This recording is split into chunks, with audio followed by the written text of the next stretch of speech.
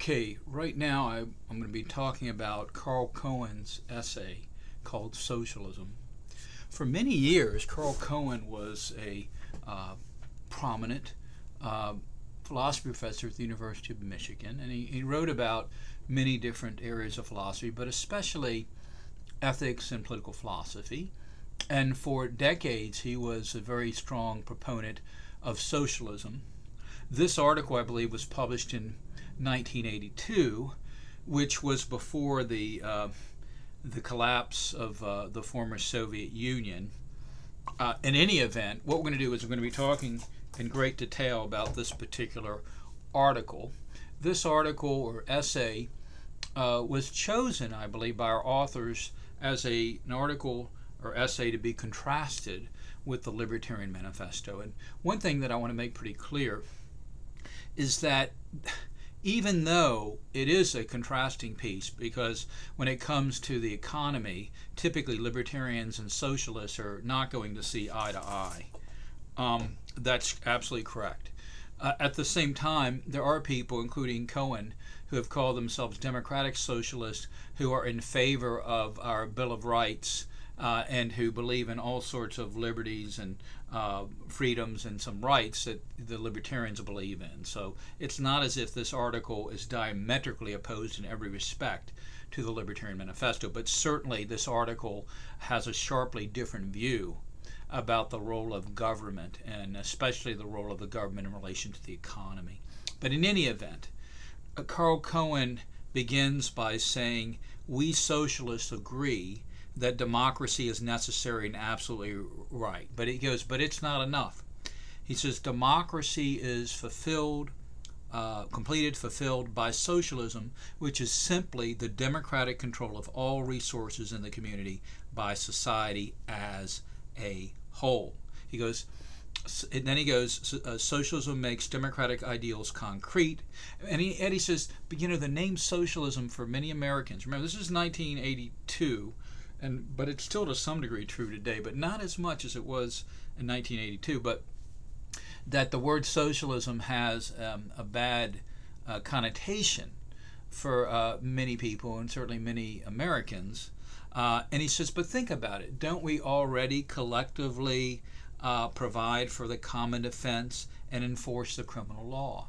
And certainly that's correct. I mean, certainly these are right now, and they have been for a long time, governmental functions. And then he goes on and he says on the next page that socialism is democracy extended to the world of work and money.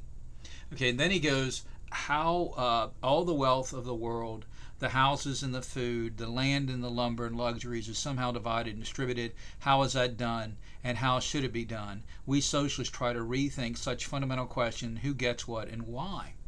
And he says that satisfactory answers must appeal to the masses, and they should be democratic, involving the input and, if you like, the vote of all adults. And then he says that to the degree that we make great changes, we need to make them organically and through the ballot box. It has to be done peaceably. And then he goes on later and says, how the wealth of the world is now divided is very plain to see.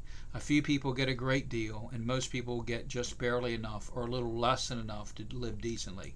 Then he says, rich and poor are the great classes of society, and everyone knows it well.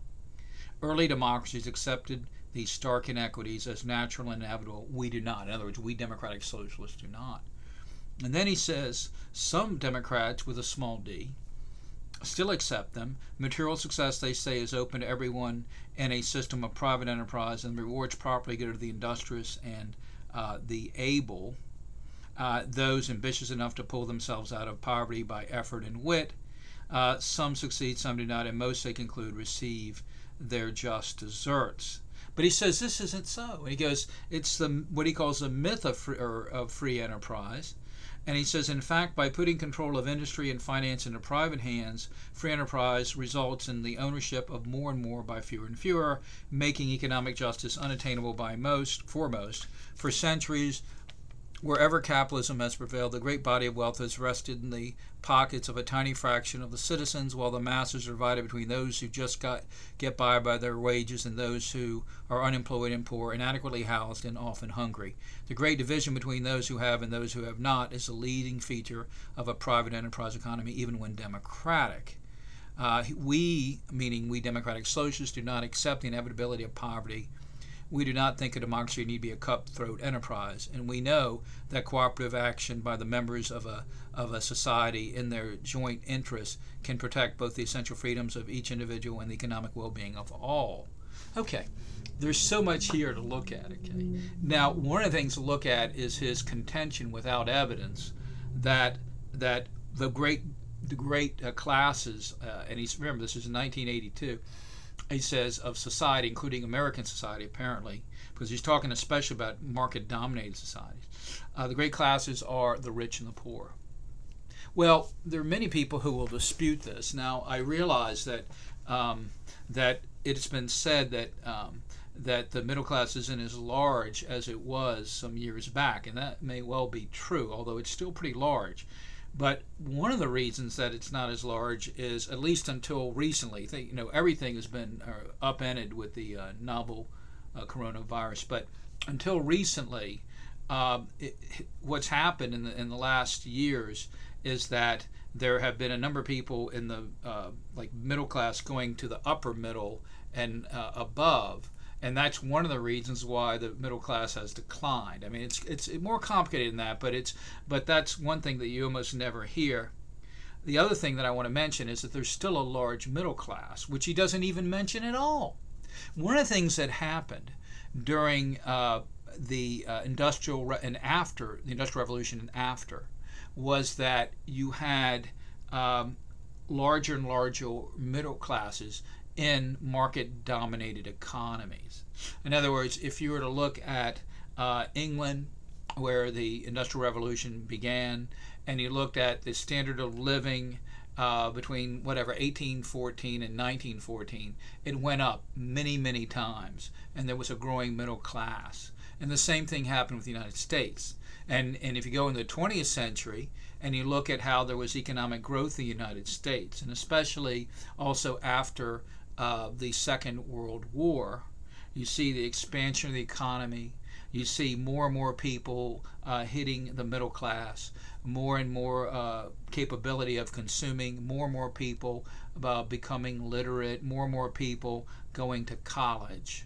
And so you saw, and if another thing you could look at, and it would be interesting, is to look at the material well-being of people who were poor in the United States, let's say in 1960, and compare it to, let's say, 1980. And you would see that what is the difference? Well, in 1980, you would see that there were a lot more people who were capable of going to college. You would see also that people were living in larger living spaces. You would see that there was a growth in the number of people having air conditioning, the number of people having indoor plumbing. So now we've got to be really careful, because when you talk about poverty, you can talk about relative poverty, and you can talk about the bottom 20% at any given time, at least when it comes to income. And that figure can be deceptive, because many of the people who are relatively poor in that 20% in some given year may not be there some years later, sometimes even 1 year later. I mean, think of graduate students who have maybe part-time jobs, if they have any jobs. If you look at how much they're making, you would say they're relatively poor, yet they have a future. And so that's interesting to look at. And when people just are starting, if they're, say, 2022, they're starting work, and then follow them throughout the years and see how well they're doing when they're 30 or 35, you'll see a pay gap with the same people. Once they acquire more skills, more knowledge, they become more marketable, more economically productive typically. So we can talk about the relatively poor, and the people in the bottom 20% of the United States are going to be much, much better off than the vast majority of other people in the world. And if you judge by whatever you want to judge by, including whether it's access to medical care whether it's access to having a roof over their heads, whether it is how big their living spaces are, whether it's their access to indoor plumbing, whether it's their access to air conditioning and heat. You will see that those people, or access to clean water, you'll see that the bottom 20% of the United States are going to be better off than most other people in the world. And the other thing is, as far as the middle class, there's still a middle class United States. And even though they're not what you'd call rich, what most people would call rich, they are a lot better off than most people who have ever lived when it comes to access to knowledge, including the internet, which even people who are in the relatively poor class can often have access to, even if personally or by going to public areas like libraries. But in any event, so if you think about it, access to internet, that means that an ordinary person today has access to more knowledge, to more music, to more information than the wealthiest people 30, 40 years ago. If you think about an average person today with a car, that person can get around a lot better than the average person in the United States in 1900. Okay, so and not only that, but the medical care has gotten better, so that if you're an average person now in the United States, you'll actually have access to better medical care than John D. Rockefeller, who was one of the wealthiest persons who ever lived. Okay, so, and you also have access to much more knowledge and much more information and much more music at your fingertips than Rockefeller did. Okay, so one could go on and on. We have so much.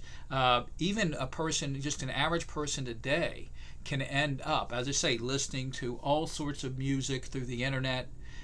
Can in fact have all sorts of access to information other people couldn't even dream about, and can have stuff delivered to his or her home, sometimes the same day, but often within the next day or within a few days, more variety of things than ever before.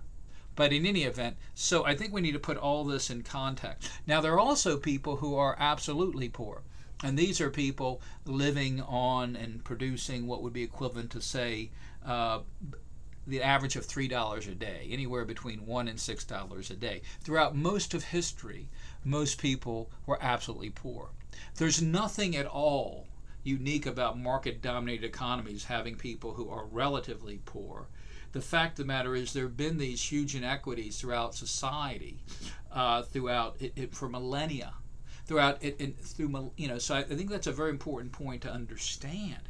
Throughout most of the, until like 1800 or so, the year 1800 and before, the average person was like making and producing like $3, what would be equivalent to $3 a day. And yet, if you go to the countries or in the economies, in the case of Hong Kong, that are the most market-dominated economies, you're talking about economies where the average person is averaging like $100 a day in production and consumption, and that's a huge difference. So the fact, and those are in the most market-dominated economies. Now, what are those economies? And obviously, the United States is one of them. And certainly England is another, right? And certainly you could mention Singapore. You could mention, let's say, Switzerland. You could mention New Zealand. You could mention Australia. And the places I've mentioned have lots of people who have wanted to live there, and they have the per capita income is very large. The standard of living is very high, much higher than those countries that are almost completely dominated by the government. And even places that are regarded as being more socialistic in America because of their relatively large welfare states, they are very market-oriented and have a lot of private control of the means of distribution and wealth. And I'm thinking of Denmark, for example. There's something called the Index of Economic Freedom, and there have been years past when Denmark, I believe, was marginally considered economically freer than the U.S. And by the way, there's several countries that are economically freer than the U.S. and economies, including that of Hong Kong. And the British in the 19th century wanted Hong Kong to have rapid economic expansion. So they had very little government involvement in the economy, and they had an extraordinarily and it's still extraordinarily successful. The communists in China have not socialized Hong Kong's economy. Hong Kong is one of the most productive economies in the world, and if you judge it by tariffs and regulations and taxes, you'll find out that they typically are the freest economy on the planet, a good deal freer than even the United States economically. So there are a number of economies that are freer than the U.S. economically. And even Canada, even with its healthcare system, typically that is freer than the U.S. There were years ago, economically, like I say, when President Clinton was president, the U.S. was in like the top 5 when it came to economic freedom for economies, and now where we typically are beyond even the top 10. We're not even within the top 10, though. Within the last few years, we become economically freer. I mean, things have been upended with the novel corona virus. But in any event, let's go back to what he's saying. He's saying that if you have a market-dominated economy, you'll have the rich and the poor. He doesn't mention the middle class at all. And then he says that that's one of the main features of such economy, when the reality is, throughout most of history, there has been a great distance between the rich and the poor, and only a tiny number of people have been rich, including their aristocrats. One of the big differences with the growth of science, with the scientific revolution, with the industrial revolution, and with the emphasis on markets and individual freedom and individual prosperity and commerce, including international commerce, one of the things that happened was there was a growing middle class, so that you really can't compare the lifestyle and the skill set of the average American today, let's say, with that of the average American in 1800 or even 1900. So, one of the things that happens when you have market-dominated economies is you can have extraordinary innovations, and you can have all sorts of technology making people more and more productive. And so that's what we have, and that's what we have had. But he's saying no. He thinks what we need to do is get the government to own the major means of production and distribution, and we need to vote on economic managers, and they'll decide who does what, who produces what, and how much people make. And then he says socialism is simply economic good sense. The long-term fruits of capitalism have become too bitter: cycles of boom and bust, unemployment and welfare, personal dissatisfaction, and business failure. One of the things, he doesn't seem to have a really good grip on what market-dominated economies require for innovation and productivity. You see, the point is, you need to have I don't like to say this, but you need to have a certain degree of failure. Why is that? Well, think of it this way. There's something called creative destruction. When you had the automobile unleashed, you had more and more freedom of movement. You had a lot more jobs that were created through automobile, but you also lost jobs related to horses and buggies. See? And so the same thing when it came to, it used to be that most Americans were involved in farming, now only a tiny percentage, but that tiny percentage is much more productive than the very large percentage of Americans who were working in farming before. So the creative destruction is essential. And it's difficult to anticipate market, but if you have a very vibrant market-dominated economy, you can have lots of innovation, you can have lots of productivity, and you can end up satisfying more people more easily, and you can increase the standard of living. And that, in fact, is what has happened. And you can see that if you wanted, and I know things are even more complicated than I'm suggesting, but if you were to take those economies where the idea that the animating idea was equality, who are actively resistant to capitalism and to the free market, such as the former Soviet Union, and you were to compare the level of productivity and what consumers had access to and the level of innovation, you would find out that the most market-dominated economies were outproducing, and they were having larger middle classes. In the former Soviet Union, where the government was determining what was produced and who would get what, you would very, very regularly have shortages. And yet you would have a superabundance, a superfluity of industrial steel, and while at the same time you could have had and did have a shortage in toilet tissue. Okay, so again, things are, again, the coronavirus is the new one has uprooted everything. So there's shortages of some things that normally there would not be shortages of all over the world. But in general, one of the things you get in a market-dominated economy is you get a very resourceful group of producers who can succeed to the degree that they satisfy consumers. And to the degree that, the more consumers they satisfy, the more successful they'll be. And that is why the Rolling Stones have made a lot more money than any opera star, although there's been a niche for opera stars as well. And some opera stars have done very well. But my point is that the fact is, in a very productive, innovative, market-dominated economy, one will become more successful to the degree that one satisfies more and more consumers. So anyway, he says that that socialism will be the answer. He says our land itself is abused, our water poisoned, and our air fouled. Okay, the reality of the situation is, in the 1970s and later, Americans have had the government create all sorts of regulations to govern pollution, and that has actually helped. There are a number of, the air is cleaner than it used to be before a number of these regulations, even though we have a market-dominated society.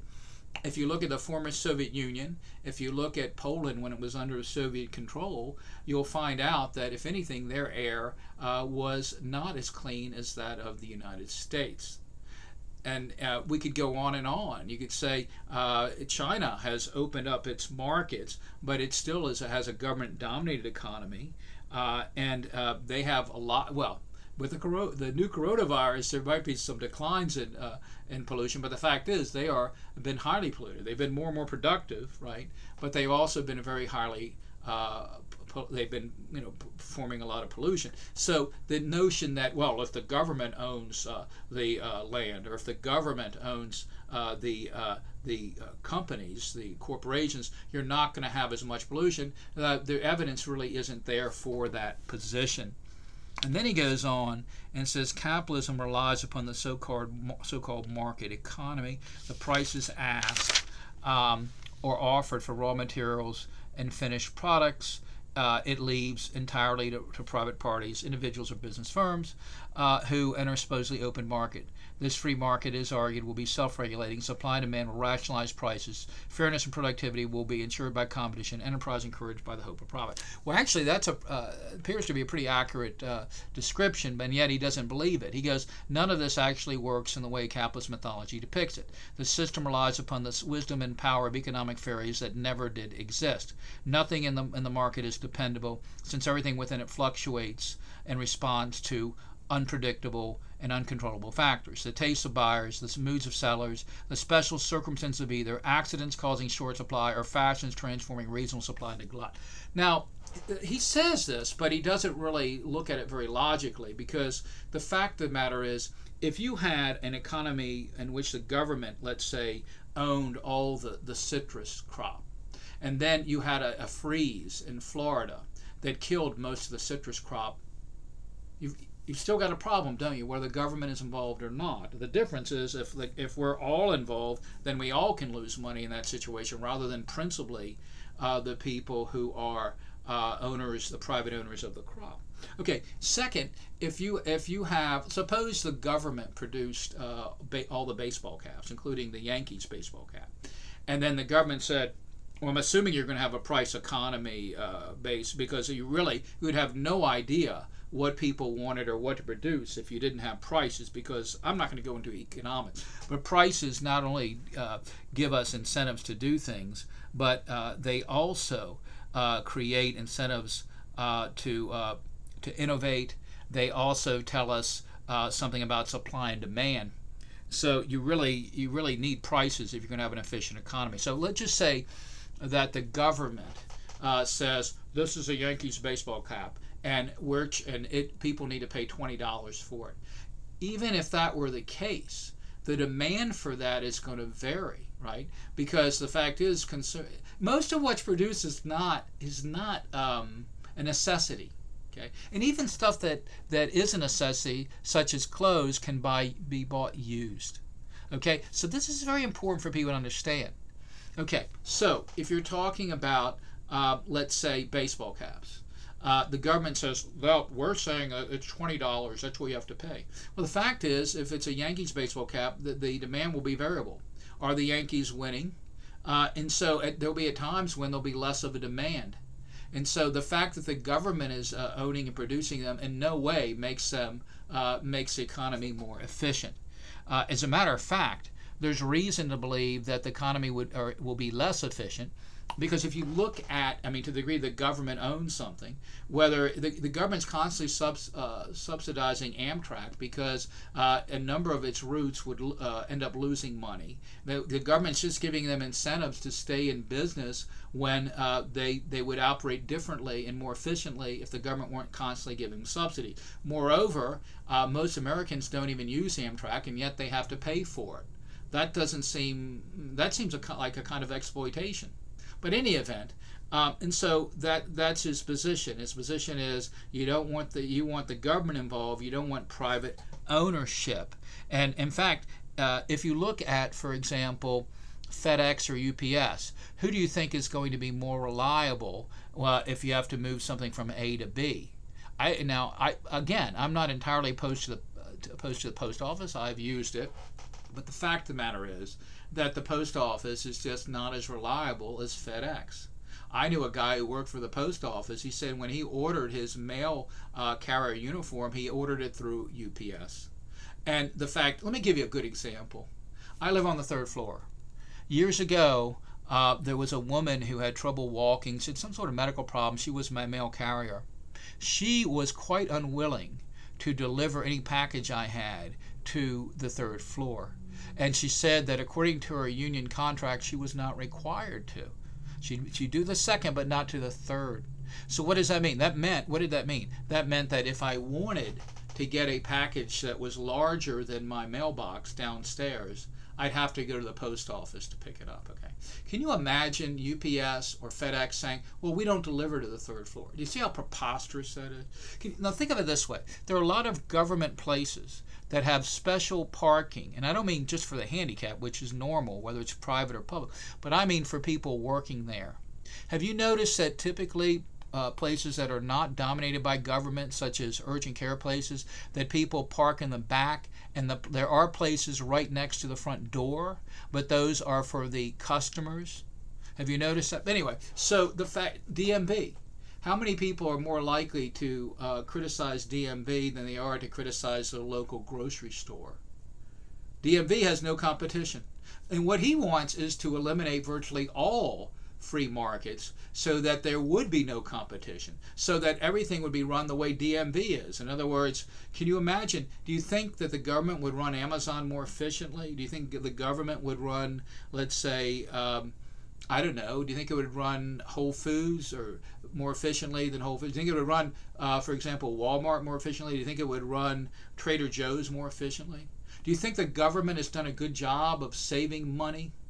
Do you think that this is another thing? It's not simply that people say 20-some trillion dollars is what the government actually owes. The federal government owes a lot more in projected expenses than anything like 20-some trillion. It's more like between 87 and 200 trillion. One thing you might want to do is look up let's put it this way. The unfunded liabilities that the U.S. is projected to owe over the years, and especially Medicare. Okay, but there's Medicare, it pays a portion of Medicaid, Social Security, interest on national debt, and you're going to see that it's tens and tens of trillions of dollars, and possibly a couple $100 trillion. And so the fact of the matter is, the government is constantly going deeper and deeper into debt, and it's getting worse and worse. It's not just with the new coronavirus. It was bad even before that. And the unfunded liabilities, almost nobody's talking about how young people working now are going to have less and less purchasing power because of the elderly people who are retired and who are on Medicare. And what he wants to do is he wants the government to spend even more and have even more control of the economy. But anyway, so he goes on, and then he goes, and this is kind of interesting to me. He says that rationality and fairness through competition. He's asking a question. No claim could be more fraudulent. In capitalist market, prices depend largely upon the relative strengths or weaknesses of the traders. If I own all the orchards and am therefore the seller of all the cherries in the market, you, dear buyer, will pay my price or eat no cherries. This is a very economically ignorant thing to say, because the fact is, cherries, like most things, they aren't necessities. And if somebody's stupid enough to charge extraordinarily exorbitant prices for cherries, the fact of the matter is people are going to buy a lot fewer cherries. And then that because of that market, that gives incentives for other producers to produce cherries and sell them at a lower price and take business away. Typically, you're not going to have monopolies in market-dominated economy. And if to the degree that you have any of them, they're not going to last for long unless the government, unless they're supported by the state, as in the case of utilities. But the fact of the matter is that even like Standard Oil, there was a suit brought against Standard Oil for having a monopoly.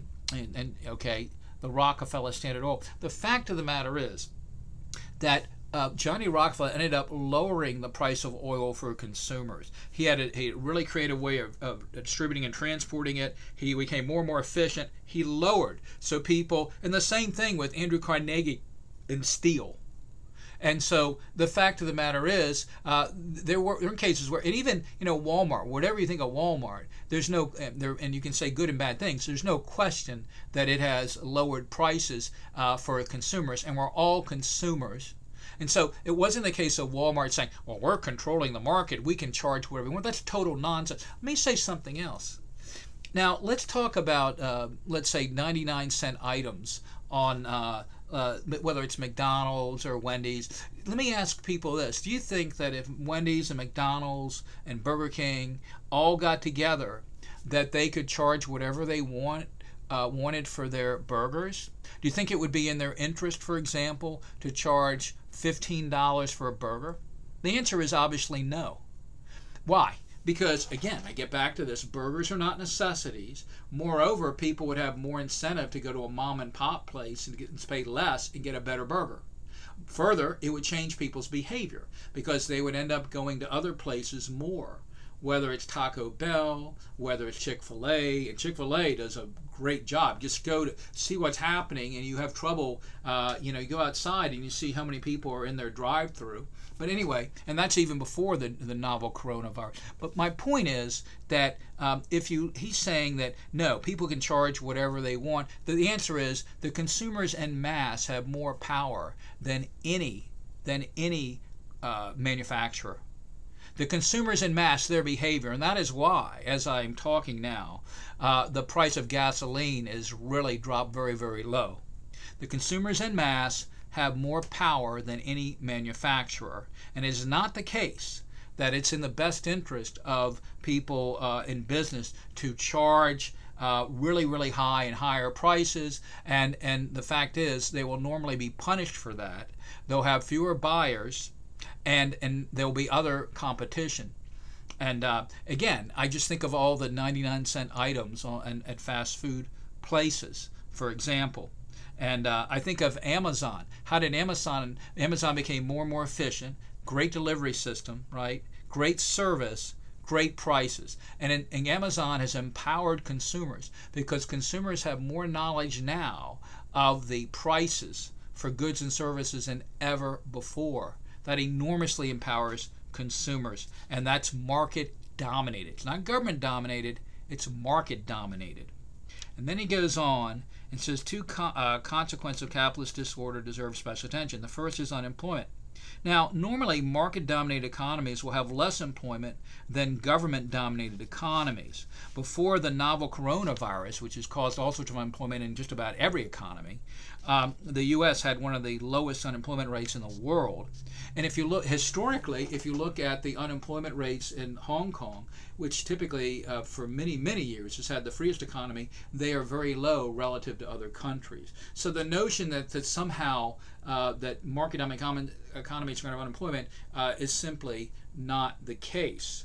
The other thing that I want to bring up to your attention, if you think of economies that have become government dominated, in which the government wants to spend more and more and more to provide people something without the people's directly and immediately paying for it, look into the history of Greece. Greece used to be much more capitalistic than it became, and then it had an expanding government and an expanding welfare state. And it ended up screwing its economy. It became more, people in Greece, the citizens became more and more entitled.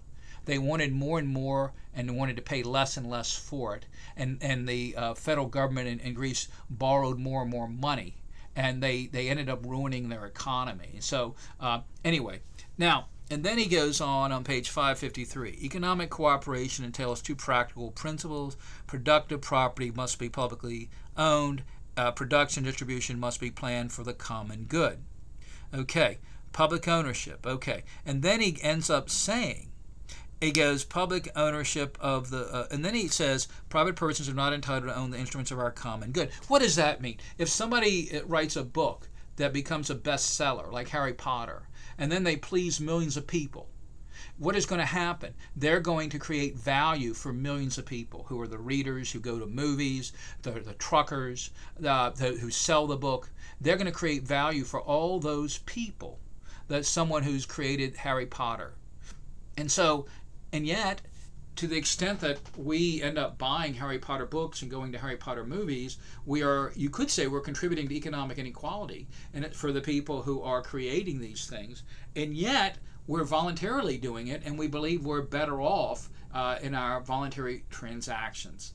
And so that's such an important point. Because if you think of an ordinary free market exchange, if I buy my Dunkin' Donut coffee, again, I've said this before, I'm going to value that coffee more than my money. The people on the other side of the counter are going to value the money more than the coffee, and that in the world is a slightly happier place. And that's happening millions of times a day. It's happening at Starbucks, it's happening there, it's happening at Trader Joe's, millions and millions and millions of times, if not billions. And so that's creating value. It's done voluntarily. It's not done through government fiat. It's not done by law, but it's just people trading to mutual advantage. But he wants to greatly limit that and have the government have a key role. And then he says a system enabling it says a system enabling some to exact profit from the work of others, to wax rich while the glaring needs of others go unmet, is fundamentally corrupt. Okay, so now suppose somebody's a working poor person, and then he has to give more and more money to people who are retired. And if the person's a black male, he's giving money to people disproportionately who are white female middle class people, typically, and they've been living longer. And then he doesn't have anything to leave for his children if he dies by the age of 62, and his children are over 21. And so, how about all the time that we have to give money to bail out corporations?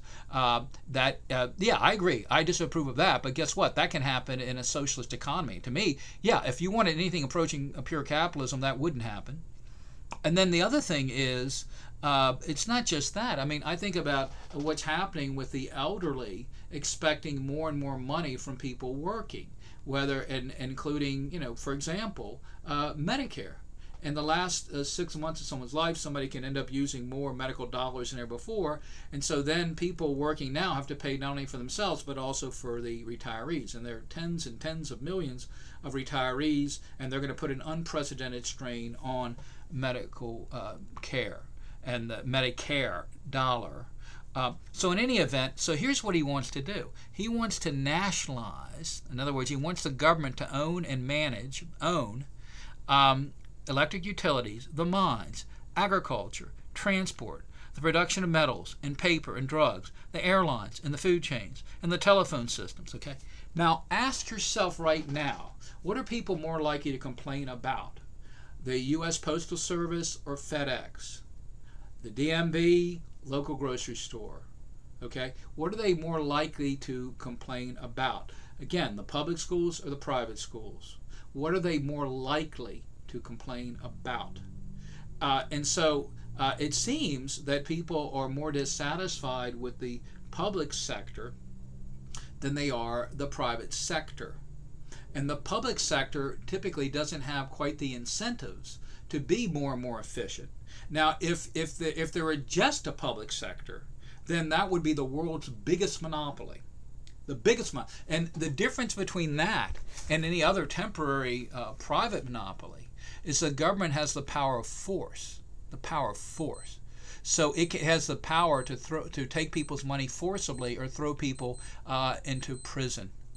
So that's a big difference, you see. But anyway, so that's something to consider. But that's what he wants to do. He wants to nationalize all. He wants the government owning and operating Amazon. He wants the government owning and operating Trader Joe's. He wants the government owning and operating the airlines. He wants the government owning and operating all the drug companies, the food chains.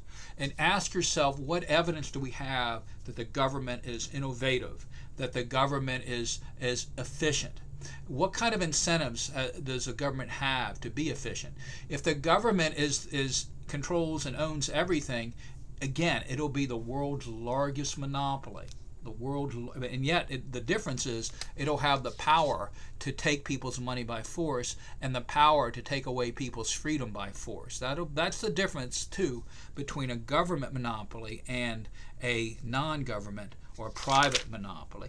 In any event, he thinks that socialism just makes good sense, and it says it's going to be democratic, so we're all going to vote on how the government should operate and how the economy should operate. Okay, and all I can say is that it's not clear to me the average person would be even qualified to do this, and moreover, the fact is there are some very innovative entrepreneurial people, and they'll risk their ideas, and other people will risk their capital to find out what will work. Okay, and you've got to be very flexible, and of course people can lose a lot of money too, but it's private money. And the fact is that to have that kind of dynamism, it's going to be very difficult to see how you could do that with having the government owning everything. Okay, and so if you think about the way things happen now, I mean, I just think about the private sector. I think how automobile tires are better. Cars typically are better now than they used to be, and they last longer. And I can go on and on. And even machines that count your change, the current generation is better than the previous. It spits out fewer coins, it's faster, and so on and on. We see more and more innovation in the private sector. We see that. But what he's saying is, no, we got to get rid of profit. We've got to get rid of profit. What we need to do is we need to work for the common good.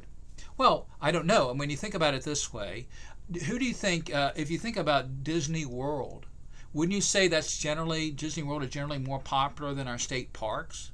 Who do you think serves more people, public TV or commercial TV? Who? Who do you think serves more people, Amazon or public TV? Now, and yet he goes, no, we need to have a massive public sector and have little or no private sector. The private sector is evil. The public sector is good. Okay, so that's what he wants to do. He wants to nationalize all the things I mentioned, and he says then people will work for general. And guess what? He says it's not going to be coercive because we'll all vote on it. Okay, but anyway, again, do I deny that he has the best interests of people at heart? No, I don't deny. And as a matter of fact, Carl Cohen he's no longer alive, but he was a very bright guy, and I have no doubt that he did believe quite sincerely that there was too much inequality, and people still believe it. And I'm not saying we shouldn't address that. I'm not saying that. But at the same time, I think that he overlooked some of the problems of having the government own and operate just and regulate just about everything, and then enormously shrinking the private sector. I think he overlooked the negatives of that. But in any event, I'd have no doubt that he had a very good heart. I have no doubt that he was genuinely and understandably concerned with growing economic inequalities. And that's a very complex issue, and it's well beyond the current discussion, however. But anyway, I just want to discuss this essay, Socialism by Carl Cohen, today.